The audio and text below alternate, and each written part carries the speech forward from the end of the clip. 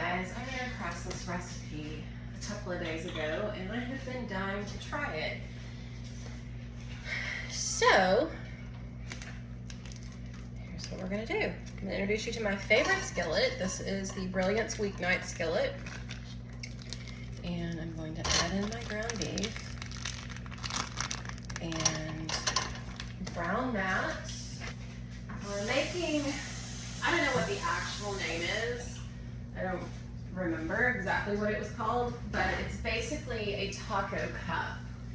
And I'm going to be using the Tex-Mex, Pampered Chef Tex-Mex seasoning that came in my July Taste Buds box because I have heard such good things about it. I've browned ground beef before and used our Southwest seasoning, which is also really good, but I'm really excited to try the Tex-Mex. So that is the seasoning we're going to be using in just a second. Jasper's going to bark. It's going to be a thing. I'm browning the ground beef in the Brilliance Weeknight skillet, and I'm using the Mix and Chop, a Pampered Chef tried and true staple, to kind of chop that up a little bit and help that cook a little bit faster.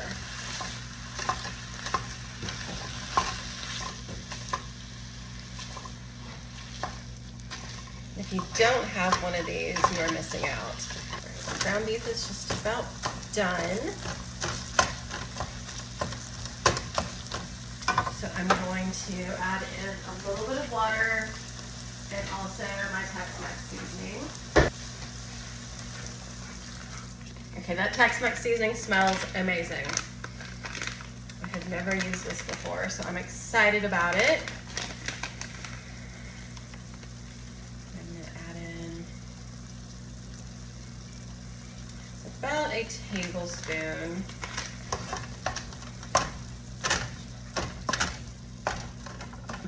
Just spray this with avocado oil. These are our this is non-stick, but just to be sure, I like to spray that a little bit. And then I'm going to take, these are so interesting, y'all. I'm gonna take a wonton wrap and poke it into each of these little cups. I really thought I pulled out a big stack of them, and apparently I pulled out a whopping 5. And y'all, that end down there where that's on that burner is really warm. Did you know that this is what a raw wonton looks like? All right, there's our cheese for just a minute. From now, we're going to add a little ground beef to all of these. I need to order the scoops because they would come in super handy right now. And that is one of the things that is on my wish list that I have not gotten yet. So the next time I order, that's something I definitely need to get because I'm really not sure that this spatula is the thing. Although it's doing a fine job, actually. It's just not, I'm just not being consistent with how much I'm putting in them is the only thing that's not great about this option. And then I'm going to add some cheese to each of them.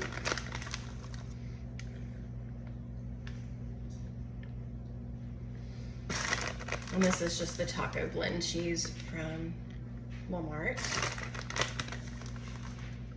But you can use whatever your preference is.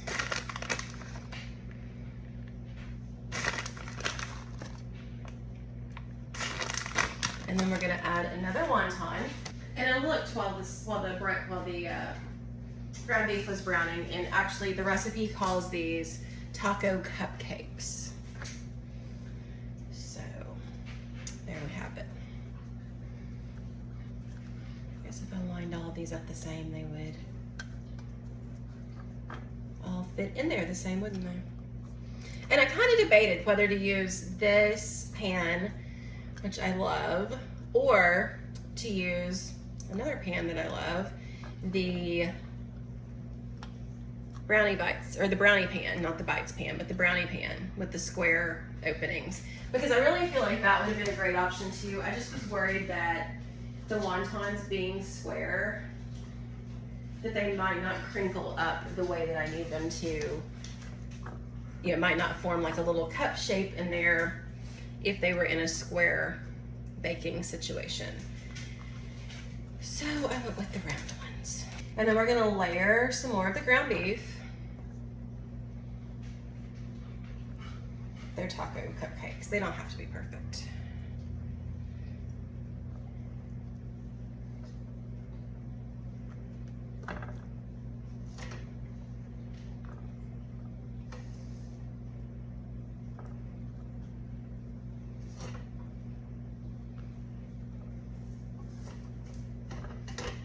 And I was really thinking I might have ground beef left over from that. I used a pound, but apparently that is the exact right amount for this, because I think I'm going to be able to use all of it without having any of them have too much meat or without any of them having too little meat, which is always exciting whenever you're cooking for the ingredients to come out to be just exactly what you need.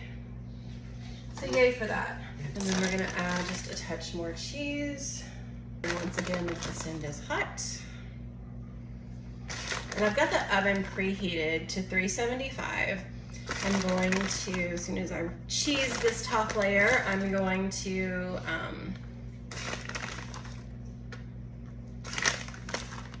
pop these in there. And the recipe that I'm following actually came from Instagram. And the individual that was making them said pop them in the oven for about 17 minutes. So I'm gonna set my timer for 17 minutes, but I'm also gonna keep an eye on it because this is the first time that I've made them. And I will be honest and tell you, it has been a really long time since I've used this oven because I just use my air fryer all the time instead. So I want to make sure that I don't overcook them because that would be a shame. All right, I set our timer for 17 minutes. It's been going for a couple of seconds because I accidentally put the video on the wrong thing. So anyway, our timer is counting down, but again, I'm gonna keep a close eye on these because I don't want to mess them up. All right, so there they are. Now I'm going to grab a plate and let's grab a couple of them and see how they are.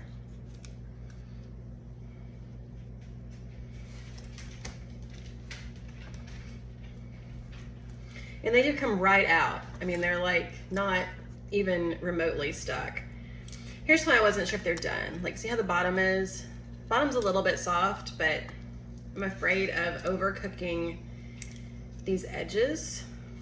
So I think in an oven that cooks more evenly, this would be an issue. So I'm just gonna roll with it. Okay. All right, so there they are. A little bit of salsa, or not salsa, this is guac.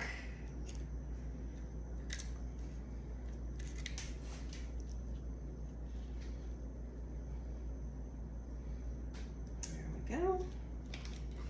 This is the Table Fresca Farmland fresh salsa. This actually is the cilantro version, so I feel like that's gonna make up for my not having fresh cilantro. Let's get some on there, and some on that one. Looks yummy. Oh goodness, that oven is, or the top of that stove is hot.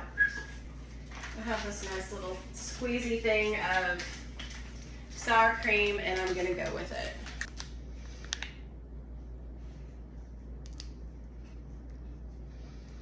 There we go. And there we go. And there they are. All right guys, time for a taste test. So here we go. I can turn that a good direction.